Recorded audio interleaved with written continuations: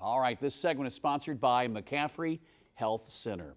Well, joining us in the studio is Dr. Sean McCaffrey discussing Alzheimer's disease, something that you hear more and more people sadly being affected by it. Basically, in the twilight years, as people are finishing up life, it really almost it puts them into sunset mode in many ways. It's just devastating to see all the effects that people have. So first, give us a little overview of what Alzheimer's disease is. Yeah, you know, it's skyrocketing right now, and that's the problem we've had. We've seen a rapid increase in it, and really since the 1980 forward. And you're seeing the same thing with diabetes. And one of the problems we have is that Dr. Alzheimer is the one who figured it out, what it was. He noticed this neurologic deficit occurring. It kind of gets linked to dementia and things like that. But what they find is that you've got this degeneration in the brain where you start to lose function. You can lose cognitive function. You can't think clearly. You can't remember things as well. It can start affecting organ function. And eventually can lead to death. In the United States, I think it's now the 5th leading cause of death. It leapfrogged diabetes,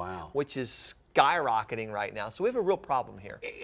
Are the rates of Alzheimer's for the general population the same as they were before, or is it just a case where there are just so many more people in the population that live longer that it seems like there are more cases? Are the rates the same, or is actually the rates higher? The rates are skyrocketing. Wow. And that's the difference. And that's what you're seeing here. You're seeing the same thing with diabetes as well. They're going up, and they're going up exponentially, 3, 4, 5 times over what they were 50 years ago. So it's not just a matter of, hey, we're seeing it better and we're getting, and the population's growing, it's aging. It really has very little to do with that. And one of the problems that we had is that when Dr. Alzheimer looked at this originally, he noticed a couple proteins in the brain.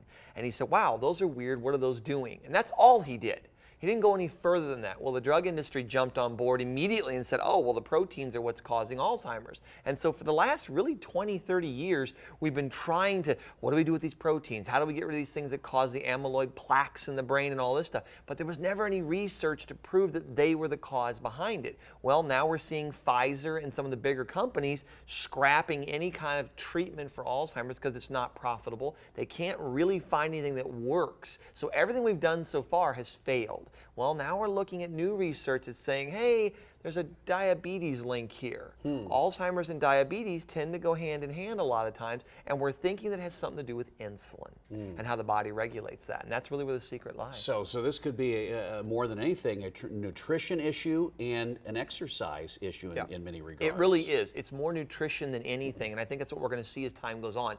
And you know, diabetes is the same way. You know, we've been treating diabetes as this, I guess, uncurable progressive disease over time, especially type 2, which is about 90–95% of all diabetics are type 2. So you acquire that, and we treat it as this, it's this incurable progressive disease. We could not be more wrong. It's completely wrong. Our whole model of treating it is wrong. It's not a progressive disease. It's a dietary disease that you cannot treat with medications. You cannot treat dietary disorders with drugs. It doesn't work. We just hide it under the rug for a little while until we can't sweep anything under there anymore. And all of a sudden you see a pile. You can't continue eating and drinking and leading the same lifestyle you're doing and expecting different results. Correct. You know, and that's kind of the definition of insanity, right? Yeah, you do the same thing over and over, but expect you don't expect results. the same different. Yeah. So when you look at this, you start thinking to yourself, okay, Alzheimer's, it's crippling. It's crippling to the family. It's crippling to the economy.